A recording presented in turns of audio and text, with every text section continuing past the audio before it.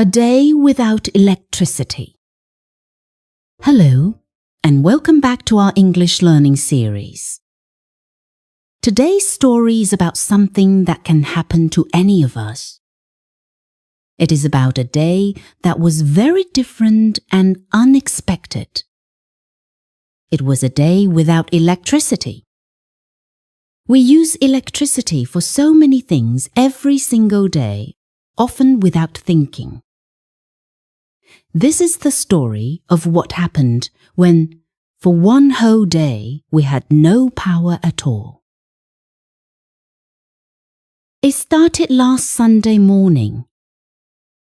The night before, there was a big storm with strong wind and heavy rain. When I woke up, the first thing I noticed was the silence.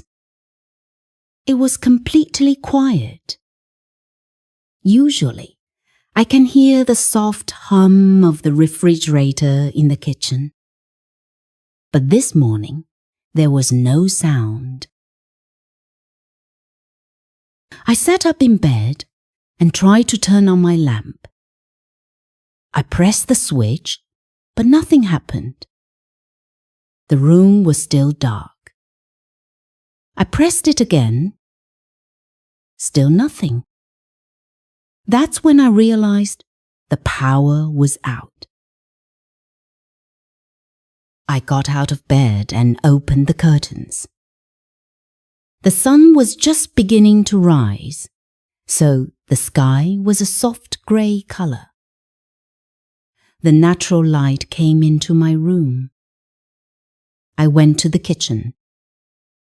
I tried the light switch there too. It did not work. The digital clock on the microwave was dark. The coffee machine was off.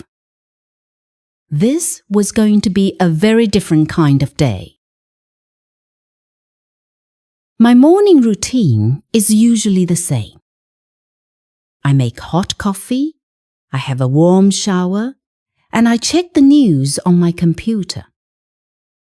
Today, none of that was possible.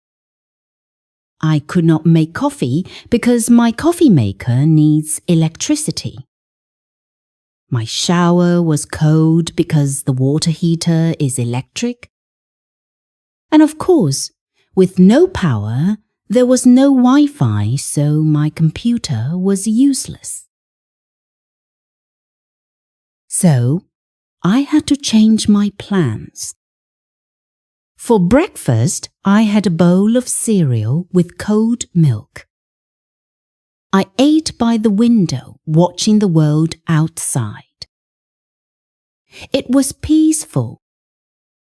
Without the distraction of my phone or the TV, I felt much calmer. After breakfast, I wanted to clean the house. I usually use the vacuum cleaner, but it needs electricity. So, I found an old broom and a dustpan in the cupboard. I swept the floors. It was more work than using a vacuum cleaner, but it was also very satisfying. The house was quiet, and I could hear the sound of the broom moving across the floor. The biggest challenge was the refrigerator. The power was off, so the refrigerator was not working. My mother told us we must not open the refrigerator door too much. We need to keep the cold air inside to keep the food fresh. So, for lunch, we made simple cold sandwiches with cheese and tomatoes. We did not need to cook or use the microwave. In the afternoon, my family and I did not know what to do. We are used to watching TV or using our computers. At first, we felt a little bored. But then, my father had a great idea. He found a pack of cards and a board game. we all sat together at the dining table. We played cards for more than an hour. We laughed and talked. It was so much fun. I cannot remember the last time we all played a game together like that. Later, I decided to go for a walk outside. Many of my neighbors were also outside. They were sitting on their front steps or walking in the street. People were talking to each other. Usually, everyone is inside their house. But with no electricity, everyone came outside. I said hello to my neighbor, Mr. Harris. We had a nice conversation about the storm. It felt good to connect with people. As the sun began to go down, the biggest challenge of the day started. The house became darker and darker. We could not turn on any lights. My mother found some candles and a flashlight.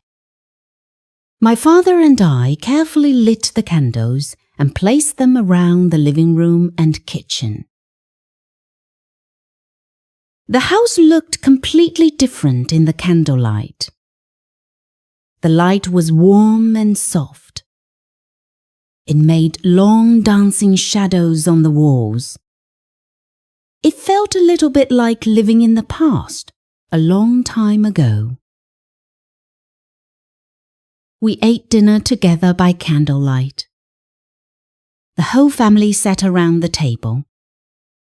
We could only see each other's faces in the warm glow. With no TV on, we just talked.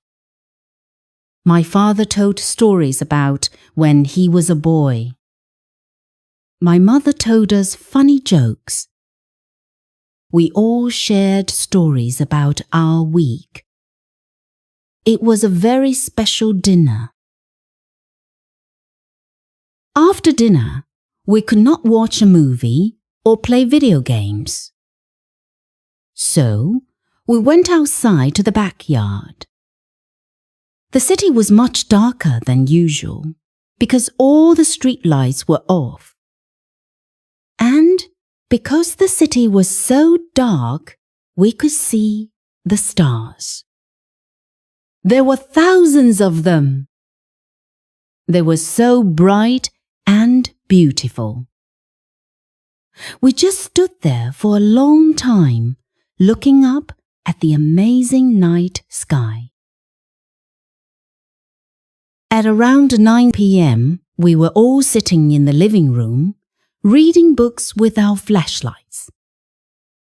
Suddenly, there was a flicker. The lamp in the corner turned on for a second, then off again. Then, all at once, all the lights came back on. The refrigerator started humming again. The digital clocks lit up. The power was back.